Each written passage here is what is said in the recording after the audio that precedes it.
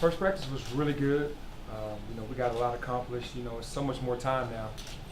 We look at the clock and we felt like we've done a ton of things. It's like an hour and 45 minutes, close to 2 hours ago. Wow, this is pretty cool. We've been rushed in the last couple months because we had 4 hours a week. And you can only do an hour 15 max, and then go back to the next day or whatever. So it wasn't as fun, getting those short days. Now we get a chance to put whatever we want in. How is Jeremiah health-wise, and how cautious are you going to be with him leading up to the season?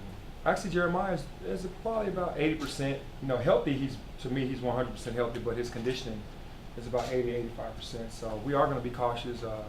Let him do as much as he can, not let him go overboard, because that's what happened with Jeremiah last time. He just worked so hard and wants to get back so fast that he'll do things to himself that he shouldn't be doing. So we know when to calm him down.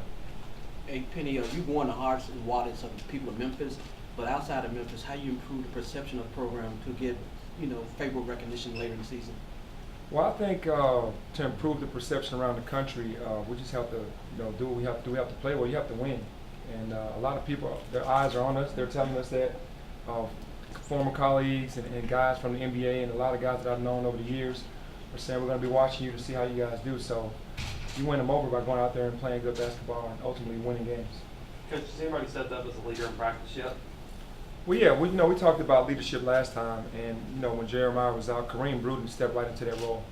He really wants it. He wants to get to a NCAA tournament. They've never had the opportunity to do that, and they're all excited. But Kareem Bruden is the guy that stepped up when Jeremiah was out.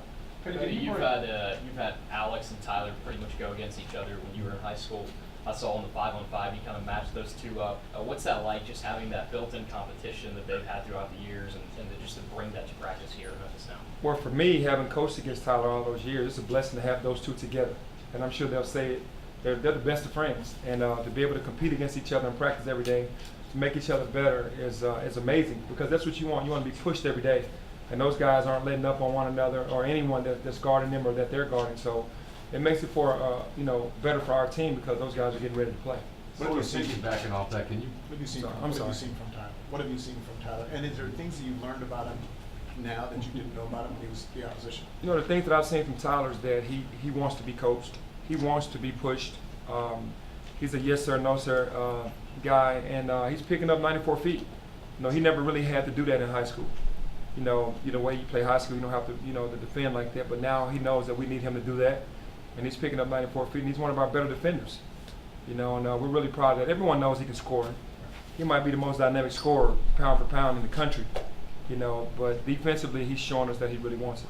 Can you break down what the options you got at point guard? You said a little bit on Tyler, but the options you got there, and then just as a former point guard yourself, how important that position is to your team's success? Yeah, I think we have 5 point guards, honestly, that can play multiple. 3 of them can play multiple positions. Maybe 4 can play multiple positions. Alo, Jeremiah, Kareem Bruden, and Tyler, and then you got Antoine Jones.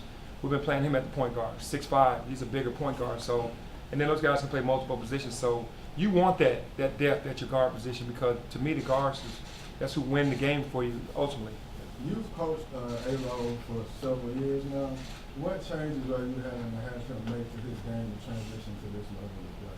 Well, I think he just has to get used to the speed. I've been preparing him for this level since 6th grade. I just didn't think that I was going to be coaching him in college, but I've been preparing him to be a college Division I point guard since 6th grade. So he's been adapting pretty well, but the speed of it, decision making is something that you have to deal with, because in high school you can get away with so much more passing the ball if you're more athletic than everybody else. But on this level, you might not be the most athletic one or the fastest one, and you got to figure it out. So he's figuring it out. Penny, what does this team have to get from Davenport for you guys to be as good as you think you can be? We're going to almost have to get a double-double. A double-double from him puts us in a great position. Kevin is a guy that we're asking a lot of, and we need him to play big every single night. He can't have an off night. And I know that's, he's a kid, and there's going to be difficult times, but we need him to be that guy for us, because he was the second leading scorer on the team last year. What was your kind of initial impression of him in terms of, I like this, I think we need to work on that? What did you say? Well, initially I saw how athletic he was, and that he can shoot the ball really well. The things that we need from him is that there was tough rebounds in traffic, getting a basket when we need a basket from him. Sometimes he shies away from it and kind of lets the guards kind of take over. but we need him to be a little bit more selfish this year. There's obviously been a lot of attention focused on you from the media, and Mhm. you can't really control that.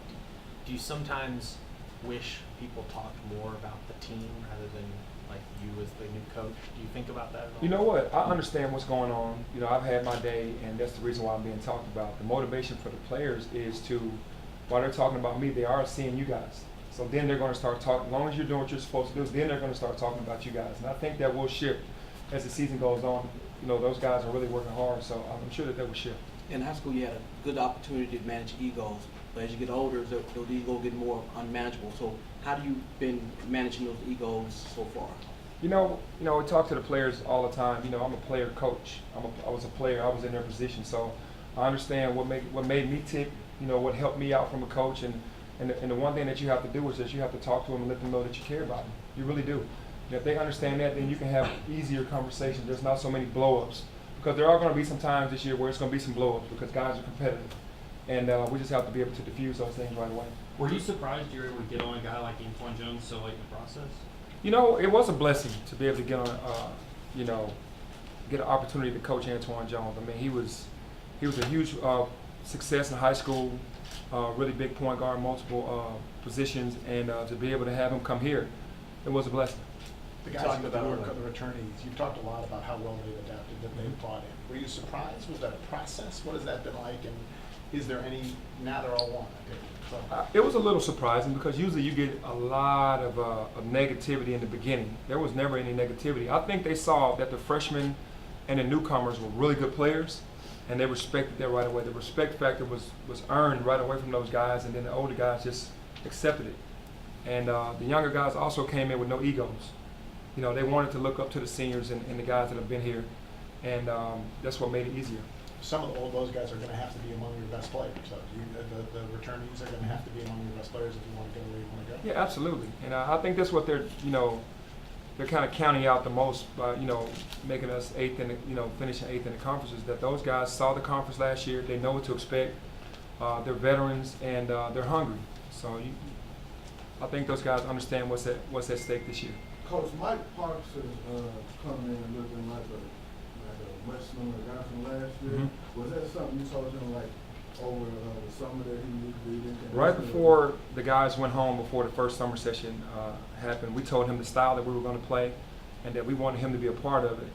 And we needed him to get in better shape because he wasn't going to be a pounded guy in the post all the time. We're going to open it up, and he was going to be a pick and pop guy some, and then change it up, pick and roll. So he was very happy about that and felt like that's something that he wanted to do. And to his credit, he went home, lost the weight, came back in great shape.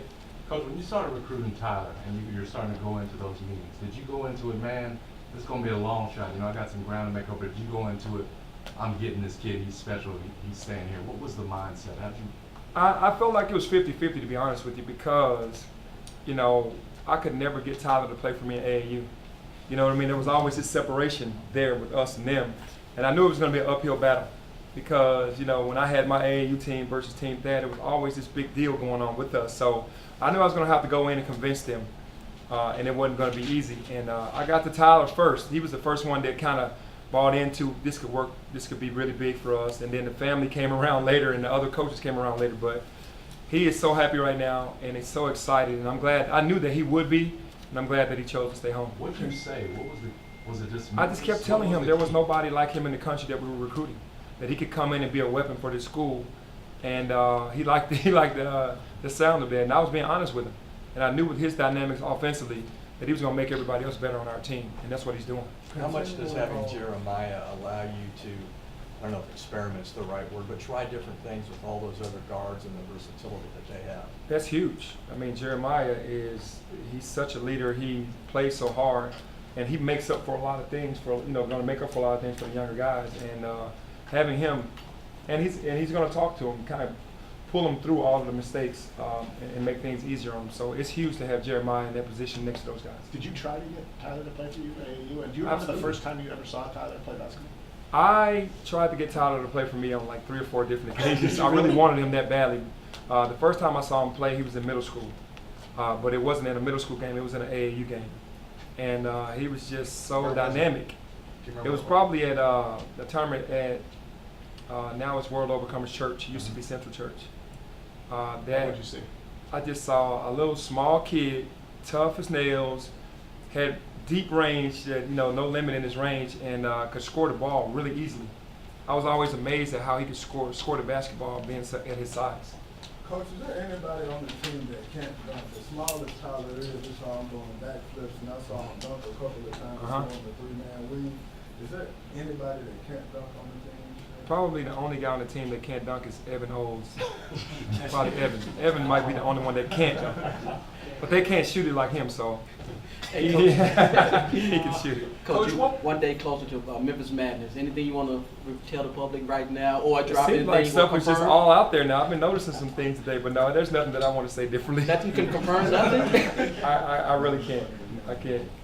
But how much would a successful Memphis Madness mean to this program and the city? Oh, it would be huge for us because we're putting our first look into who we are as a team into this Memphis Madness and for the women's basketball. So it's big for us. If it's a success, then that makes kids think differently, like start to think differently about Memphis. Will you be able to have another one after this? Because Oh, absolutely. I mean, you gotta, the first one you have to, you have to bring a bang. You might overdo it though, but no, honestly, I think we can get better every year at it. Coach, what are some of the selling points you tell recruits for Memphis? Well, basically that we can help you with your game. That we can help get you better, develop you, teach you, help you understand, especially if you want to go to the next level. Even if you're not trying to go to the next level, we can help you become a better player on a daily basis. All right, one more question? Coach, just one last question. Like, how important is it for the fans to come out to the FedEx Forum? Because last year, like, the average attendance was only 6,000, and the capacity is like 16,000 in the forum. Like, how important is it for the fans to come out support the team? It's very important because when I played in school, it was a sold-out building every night, and that helped us. That was our sixth man. We were out there when we were feeling down. The crowd just kind of gave us that extra energy, and then it just depletes the other team. When you have that noise in there and it's really loud, and they see all those fans in there, it does something to the other team as well as doing something to your team. It uplifts us. So we need everybody in the building. Thank you. Thank you. Thanks, Coach.